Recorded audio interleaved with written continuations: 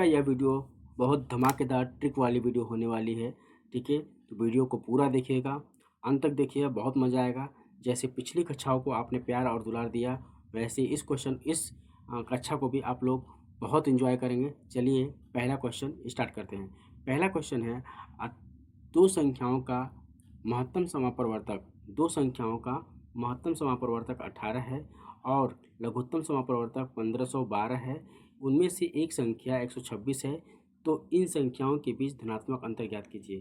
ठीक है दोस्तों, आपको ऐसा जब भी क्वेश्चन आए तो आप क्या करो, सबसे पहले एक कॉन्सेप्ट है। अगर दो संख्याएं हैं, ठीक है, दो संख्याएं हैं, अगर मान लीजिए कि दो संख्याएं हैं, पहली और दूसरी, तो आप क्या करो, इनका पहले क्या करो, अंतर ज्ञात करो। ठीक है, अंतर जो भी आएगा, ठीक है, अंतर जो भी आएगा उसके क्या करो, दो फैक्टराइजेशन करो, फैक्टर करो। ठीक है, अब उसमें देखो जो सबसे लिस्ट है, लोएस्ट है, उससे क्या ये सभी लोग मतलब कि जो जो संख्याएं हैं दोनों, क्या वो दोनों संख्याएं कट रही हैं, एस और नो? अगर कट रही है तो वही वही इसका क्या होगा, हाईएस्ट कॉमन फैक्टर होगा।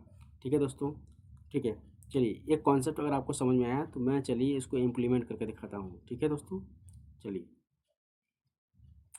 अब देखो दोस्तों, जैसे कि इसमें अंतर ज्ञात करने के लिए पूछ ही दिया है। ठीक है, मैं पहला ऑप्शन ही उठा लेता हूँ। इसका अब मान लीजिए कि इसका जो अंतर है 90 ही है। ठीक है, अब इसको मैं चेक कैसे करूँगा, 90 को जब फैक्टर करोगे तो 18 गुणे 5 आएगा। ठीक है, और भी 9 गुणे 2 भी होगा, लेकिन आप ये देखो, ये 5 है। ठीक है, मैंने क्या बोला था, वो संख्याएं कटनी चाहिए। 5 से क्या यह संख्या कटेगी? नहीं कटेगी। तो यानी कि 5 तो इसका एचसीएफ होगा नहीं। बचा क्या? 18। 18 से देखिए ये भी संख्या कट जाएगी, और जो दूसरी संख्या आप ज्ञात करोगे डेफिनेटली है कि वो भी संख्या 18 से ज्ञात कर जाए। क्यों? क्योंकि क्वेश्चन में ही दे रखा है कि उसका एचसीएफ कितना है, 18 है। अन्य सभी जो इसका फैक्टराइजेशन करोगे, फैक्टराइजेशन, तो उसमें 18 आएगा ही नहीं, और यही होगा इसका आंसर। यही इसका एक कॉन्सेप्ट है दोस्तों। ठीक है, अगर आप दूसरे तरीके से करना चाहते हो तो मैं दूसरे तरीके से भी आपको बता सकता हूँ।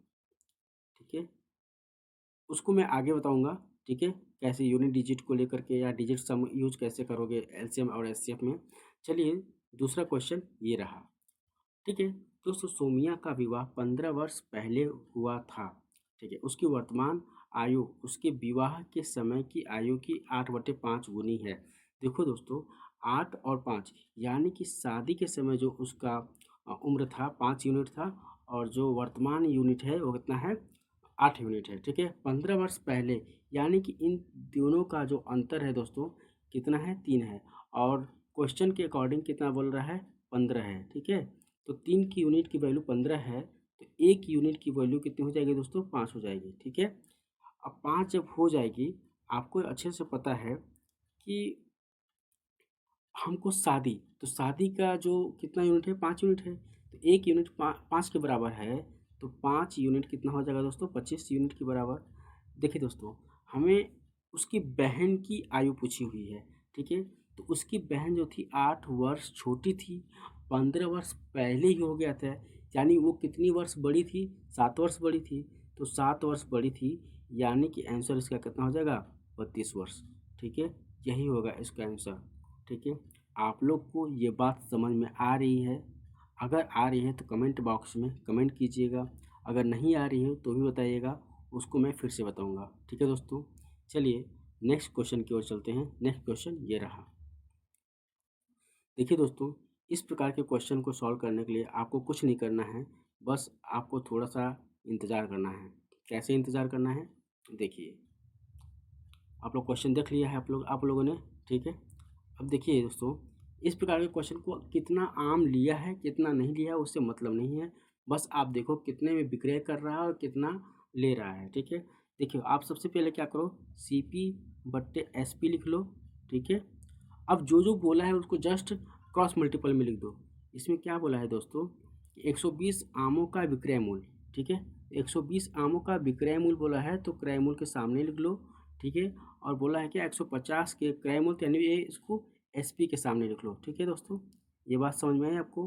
ठीक है, अच्छा, इसका CP और SP का यहाँ से रेशियो निकल जाएगा, तो ये कितना आ जाएगा दोस्तों, इसकी आ जाएगा आपका, एक मिनट दोस्तों, हाँ, 3 चौके 12 और 3 पचे 15। ये बात क्लियर हुआ आपको? ठीक है दोस्तों, ये बात क्लियर हुआ आपको? ठीक है। अब सीपी और एसपी का जो रेशियो है 4:5 आ गया। ठीक है, यानी कि 4 में लिया, 5 में बेचा, तो कितने का प्रॉफिट है उसको? 1 का प्रॉफिट है।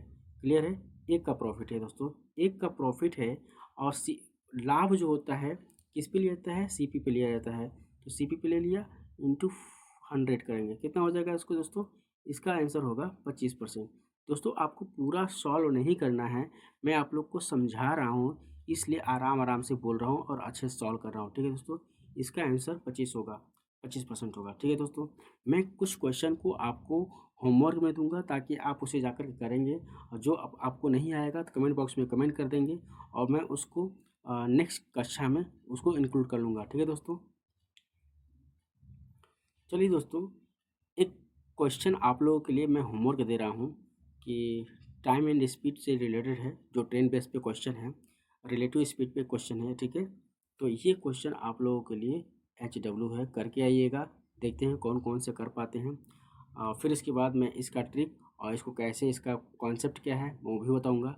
ठीक है दोस्तों, इसलिए देखिए मैं सही वाला आंसर नहीं लिखा है आप लोगों को, देखते हैं आप लोग सही कर पाते हैं या नहीं कर पाते हैं। ठीक है, तो नेक्स्ट क्वेश्चन ये रहा।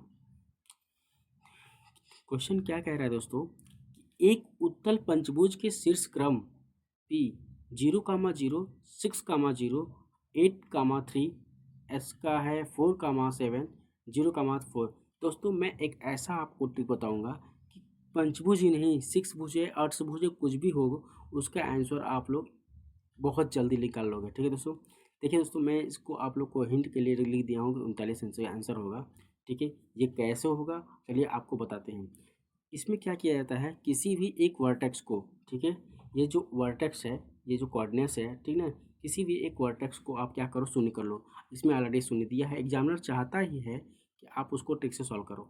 ठीक है, अब क्या करो, दो दो का पेयर ले लो। ठीक है, जैसे क्यू और आर। अब क्या करो, बाहर का बाहर गुणा करो, अंदर का अंदर गुणा करके घटा दो।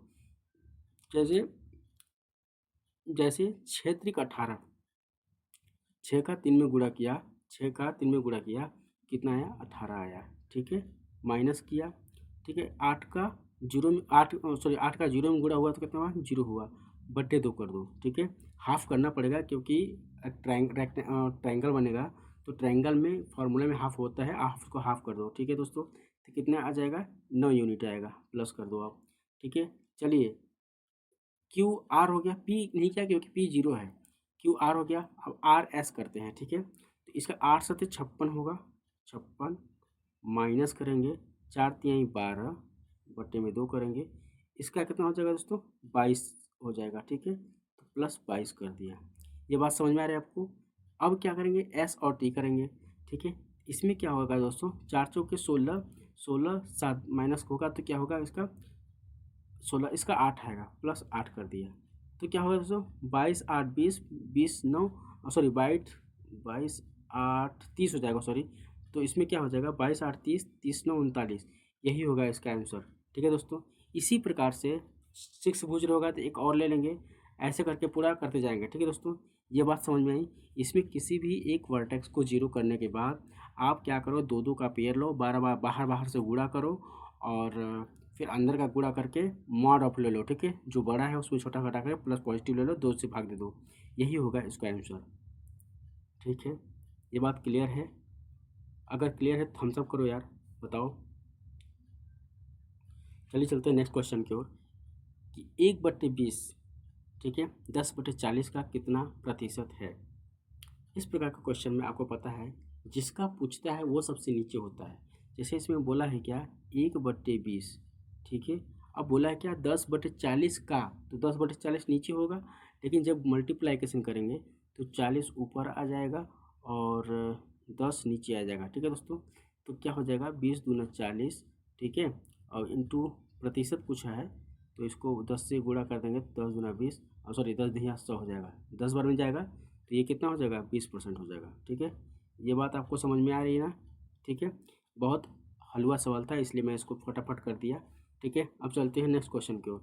नेक्स्ट क्वेश्चन क्या कह रहा है दोस्तों, delta into 2.2 plus 0.33 into 3/4 minus 1/20 into 0.55 बराबर 99। ठीक है, देखिए दोस्तों, इस प्रकार के क्वेश्चन में आपको पता है कि पहले क्या करते हैं, भाग जोग बॉडमास रूल के पे आधारित होता है।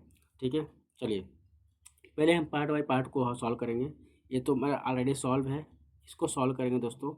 ठीक है, 3×9 पॉइंट 0.99 आएगा, 0.99/4 आएगा। क्लियर है?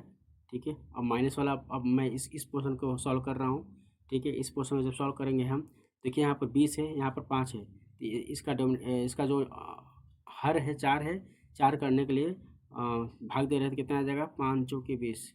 ठीक है, तो 5 से डिवाइड किया तो 4 आया, 5 से डिवाइड किया तो 0.11 आएगा। ठीक है, तो क्या हो जाएगा दोस्तों, 0.11 बाई, ठीक है, 0.11/4। ये क्लियर है आपको? यह समझ में आ रहा है दोस्तों? अगर यह समझ में आ गया, अब इसको हम पहले सॉल्व कर लेते हैं, इसके बाद हम आगे बढ़ेंगे। ठीक है, तो ये आ जाएगा दोस्तों 0 पॉइंट, ठीक है, 8 आएगा, 8 आएगा, यानी कि 2 आ जाएगा। ठीक है, इसको माइनस कर दिया। ठीक है, ये बात क्लियर हुआ आपको? चलिए अब देखिए, मैं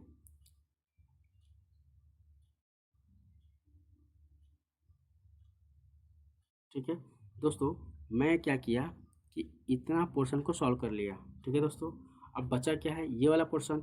इसमें से आप देख रहे हो, ये 0.99 में से ये जब घटेगा तो 0.77 आएगा। और यहाँ पे आप देख सकते हो डेल्टा के पावर 2.2 है। ठीक है, तो आप देखो 35 दूना 70, 35 दूना 70 यानी कि 35 के आसपास आ रहा है, तो यही होगा इसका आंसर। ठीक है दोस्तों, ये बात क्लियर हुआ। ये सिंप्लीफिकेशन है दोस्तों, करना ही पड़ेगा क्योंकि बॉडमॉस रूल है, इसमें कोई आप ट्रिक नहीं लगा सकते हो। ठीक है दोस्तों, इतना समझ में आया? यही होगा इसका आंसर। चलिए चलते हैं नेक्स्ट क्वेश्चन की ओर। नेक्स्ट क्वेश्चन क्या कह रहा है कि 6,800 की राशि पर 15% वार्षिक ब्याज की दर से चक्रवृद्धि ब्याज जो वार्षिक रूप से संयोजित होता है 2 वर्षों में कितनी हो जाएगी। तो दोस्तों, इसके लिए बहुत सारे मेथड है, लेकिन मैं जो प्रीफर करता हूँ वो ये है कि परसेंटेज वाले से। ठीक है, जैसे 15%, 15% की जो वैल्यू होती है क्या होती है, 3/20 होता है। ठीक है, यानी कि जो वैल्यू है, ठीक है, क्या हो जा रहा है, 20 से 23 हो जा रही है। ठीक है, 2 वर्षों में कितना हो जाएगा, स्क्वायर कर देंगे। ठीक है, यानी कि 400 की वैल्यू जो थी वो कितनी हो जाएगी, है 6800, यानी कि एक की जो वैल्यू हो जाएगी कितनी हो जाएगी, 17 हो जाएगी। ठीक है, क्योंकि 4 एक कम 4, और सॉरी, हाँ 4 एक कम 4, बचा कितना, 2 4 7 28, 17 आएगा। अब हमें देखिए कितनी की चाहिए, 27 का वर्ग, तो 2 3 इंटू 2 3, और एक की जो वैल्यू थी कितनी थी, 17 थी। ठीक है, आपको ये पता है दोस्तों, ये बात क्लियर हुआ आपको? ठीक है, अच्छा, अब देखिए दोस्तों, एक बात मैं आपको बता देता हूँ कि या तो आप यहाँ पे आप क्या करो, देखो अब एक यूनिट डिजिट पहले लगाओ, 3×9, 9×7=63, तो 3 वाला होगा आंसर, ये तो नहीं होगा और ये नहीं होगा, मैंने ऑलरेडी इसको डिनाई कर दिया।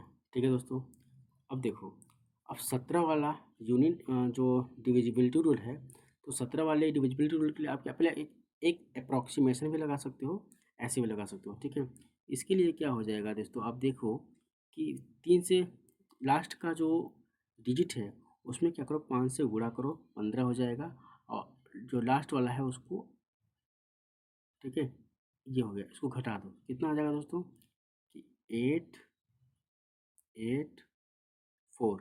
अब इसको जब 17 से भाग दोगे तो 17 से कट जाएगा। ठीक है दोस्तों, 17 17 दूनी 34, 7×51,